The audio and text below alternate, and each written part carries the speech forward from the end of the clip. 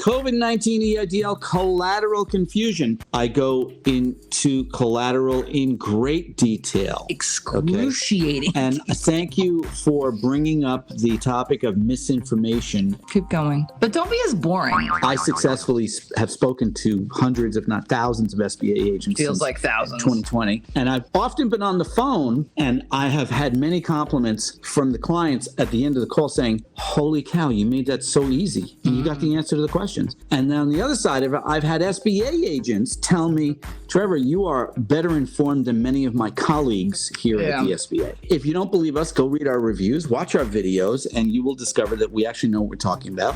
Going back to collateral confusions, I was on the phone today. You know, we offer paid 1-hour phone consultations. Today, the call was about a COVID-19 EIDL, and as I stated earlier, the business owner was afraid, nay, terrified, nay, losing sleep every night, terrified that she could not sell her car because she thought the SBA considered it an asset. And so I told her like 5 different times, it's not an asset. I said, I'll tell you what, let's read the definition of collateral together on the loan agreement, because she said she called the SBA, she couldn't get a straight answer, and they just sent her a copy of her loan agreement. I said, well, so let's read that. I read this section, which is on page 2 of the COVID-19 EIDL loan authorization agreement, and the section's about collateral. And as I was reading the definition and explaining it to her in not legalese, plain English, I got to that section right there, and I saw that word, personal property. And I went, holy blink.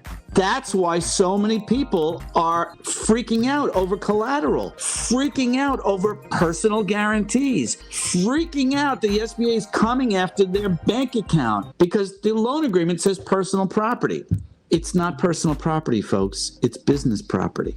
It says personal property, but I'll tell you what, if you look at the paragraph above where it says payment terms, the second bullet point says each payment will be made when due, even if at that time the full amount of the loan has not yet been advanced or the authorized amount of the loan has been reduced. What does that mean? You know what that means?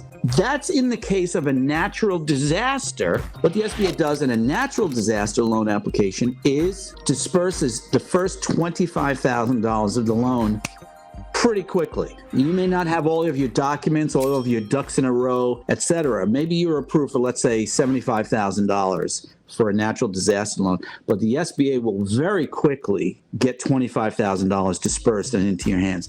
The other balance of the loan, though, doesn't get dispersed until you've met their other document requirements or a secondary level of underwriting or whatever their internal process is.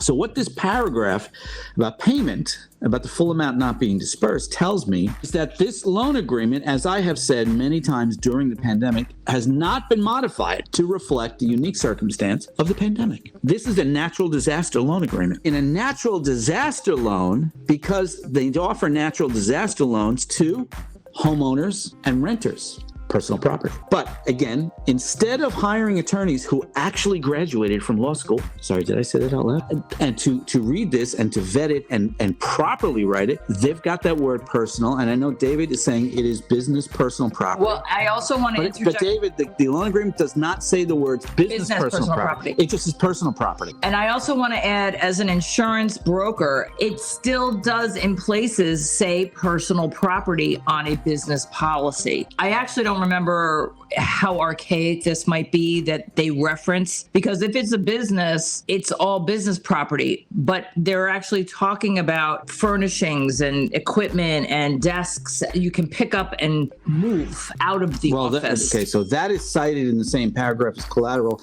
in a different part. It says equipment.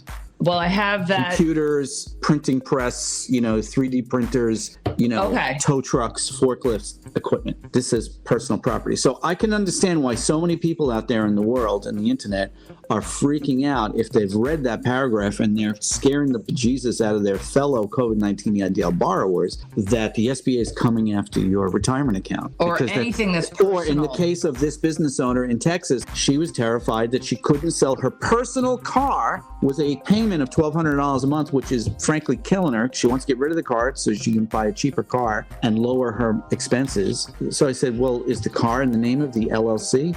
She said, no, it's in my name. I said, well, then you can sell it. But I can understand because in this paragraph, yes, it says as defined by the Uniform Commercial Code. So David and Linda bring up two very important elements here. Linda talked about the insurance policy. David's bringing out some other stuff, Uniform Commercial Code. Here's the thing. Small business owners don't understand this shit, and the SBA doesn't explain it to them. And so we spend a lot of our time now on these broadcasts and during the pandemic trying to allay people's fears about things that they think are the case, which is not true. And on the converse, which is why we have our blueprint, our post-closing blueprint, to talk about the real responsibilities, the real restrictions, the real requirements you have,